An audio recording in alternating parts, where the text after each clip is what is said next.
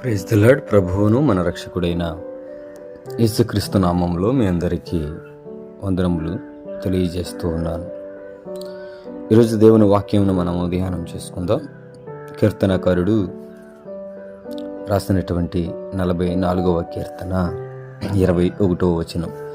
హృదయ రహస్యములు ఎరిగిన దేవుడు ఆ సంగతిని పరిశోధించక మానునా.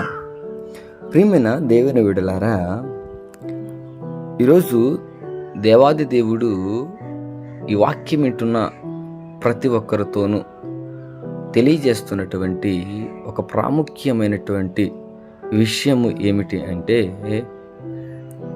హృదయ రహస్యములు ఎరిగిన దేవుడు ఆ సంగతిని పరిశోధించక మానునా. హృదయ రహస్యములు ఎరిగినటువంటి వాడు మన దేవుడు. మనం ఆరాధిస్తున్నటువంటి యేసయ్య మామూలు దేవుడు కాదు. మాట్లాడే దేవుడు, ఆయన చూచే దేవుడు, ఆయన సహాయం చేసే దేవుడు. అంత మాత్రమే కాకుండా హృదయ రహస్యములను ఎరిగినవాడు. Praise the Lord. ప్రియమైన దేవుని బిడ్డలారా, ఒక సేవకుడు నీ హృదయంలో ఏముందో గ్రహించలేడు.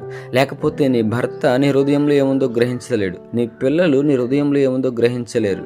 నీ తల్లిదండ్రులు నీ హృదయంలో ఏముందో గ్రహించలేరు. కానీ నువ్వు ఆరాధిస్తున్నటువంటి నీ దేవుడు హృదయ రహస్యములను ఎరిగి ఉన్నటువంటి వ్యక్తి.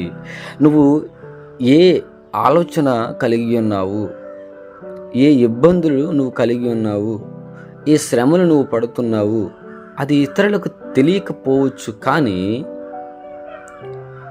నిన్ను సృజించి నిన్ను ఒక ఉన్నతమైన స్థితిలో ఉంచాలని ఆశపడే ఆ దేవాది దేవుడికి సమస్తమును తెలుసనే విషయాన్ని మీకు జ్ఞాపకం చేస్తూ ఉన్నాను.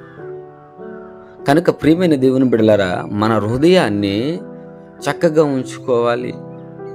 నీ హృదయంలో ఇతరులను తిట్టుకుంటున్నావేమో, ఇతరులను ద్వేషిస్తున్నావేమో, అది ఇతరులకు తెలియకపోవచ్చు. కానీ హృదయ రహస్యములు ఎరిగిన వాడుకు మాత్రం మరుగైనది లేదనే విషయాన్ని తెలియజేస్తూ ఉన్నాను. కనుక నీ హృదయంలో ఏమి దాచుకుని ఉన్నావో ప్రియమైన సహోదరి సహోదరుడా, ఆ విషయము గురించి నువ్వు చింతిస్తూ ఉన్నావేమో. ఆ చింతను ఈరోజు దేవుడు తీసివేయాలని ఆశపడుతూ ఉన్నాడు.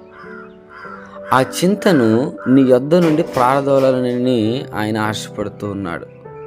కనుక నీ హృదయంలో ఉన్నటువంటి ఆ రహస్యములను ఎరిగి ఉన్నటువంటి వ్యక్తి అంటున్నాడు, ఆ సంగతిని పరిశోధించక మానుదునా అంటున్నాడు. కనుక ఏ సంగతి గురించి అయితే నువ్వు విచారిస్తూ ఉన్నావో, ఏ బాధ గురించి అయితే విచారిస్తున్నావో, తప్పనిసరిగా ఆయన పరిశోధించకుండా మానకుండా ఉండడు. దేవునికి స్తోత్రం. అంత మాత్రమే కాకుండా ఈ విషయాన్ని ఇక్కడ తెలియచేయడానికి ప్రాముఖ్యమైన విషయం ఏమిటంటే, కీర్తనాకారుడు అంటాడు కదా పై వచనంలో, మా దేవుని నామము మేము మరిచి ఉన్న ఎడల, అన్య దేవతల తట్టు మా చేతులు చాపి ఉన్న ఎడల, హృదయ రహస్యములు ఎరిగి ఉన్న దేవుడు ఆ సంగతిని పరిశోధించక మానునా. అంటే పాపము చేయడానికి నీ హృదయము నిన్ను ప్రేరేపించినప్పుడు, దేవుణ్ణి మరిచిపోవడానికి నీ హృదయం ప్రేరేపించినప్పుడు, ప్రియమైన దేవుని విడలారా జాగ్రత్త. హృదయంలో ఎరిగి ఉన్న దేవుడు నీ దగ్గర ఉన్నాడనే విషయాన్ని మర్చిపోకు. ఇతరులు నిన్ను పరిశోధించకపోవచ్చు, ఇతరులను నిన్ను చూడకపోవచ్చు, ఇతరులు నిన్ను గుర్తించకపోవచ్చు. కానీ నువ్వు ఆరాధిస్తున్నటువంటి వ్యక్తి మాత్రము నీ హృదయమును చూడడానికి ఇష్టపడుతున్నాడు. అందుకని బైబిల్ గ్రంథంలో అనేక పర్యాయములు హృదయమును పరిశోధించేవాడు ఆయనే అంటాడు. ఎందుకు ఈ మాట చెప్తున్నానంటే, మన హృదయాన్ని బాగుగా ఎరిగినటువంటి వ్యక్తి మన యేసయ్య. కనుక నువ్వు చేసే మంచి పని అయినా, నువ్వు చేసే చెడ్డ పని అయినా, ఏ పనైనా దాన్ని పరిశోధిస్తూ ఉన్నాడు, పరిశీలిస్తూ ఉన్నాడని జ్ఞాపకం ఉంచుకో. ఆ మంచి చేస్తే దానికి తగిన ప్రతిఫలాన్ని నీకు దేవుడు అనుగ్రహిస్తాడు. చెడు చేస్తే దానికి తగిన ప్రతిఫలాన్ని కూడా అనుగ్రహిస్తాడు. ఆ విషయము ఎంత మాత్రము సందేహం లేదనే విషయాన్ని తెలియజేస్తూ ఉన్నాను. కనుక ప్రార్థన చేసుకుందాం. పరిశుద్ధుడానికి స్తోత్రాలు నాయన.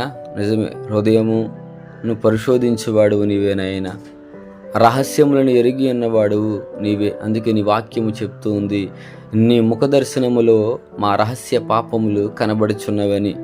కనుక రహస్యమైనది ప్రభువా ఏమీ చేయకుండా, ఒకవేళ ఇబ్బందుల గుండా బాధల గుండా నీ బిడ్డలు ప్రయాణం చేస్తూ ఉంటే వాటి నుంచి బయటికి రప్పించండి. మరి ఏ వేదనతో ప్రభువా నీ బిడ్డలు కృంగిపోతున్నారో, ఇతరులకు చెప్పుకుంటే హేళన చేస్తారు అన్న ఉద్దేశముతో నీ బిడ్డలు బాధపడుతున్నారో, ఆ యొక్క ప్రతి బాధ నుంచి నీ బిడ్డల్ని తప్పించండి, విడిపించండి.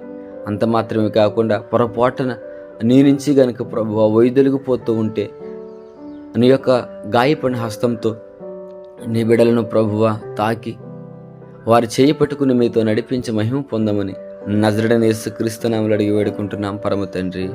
ఆమేన్. God bless you all.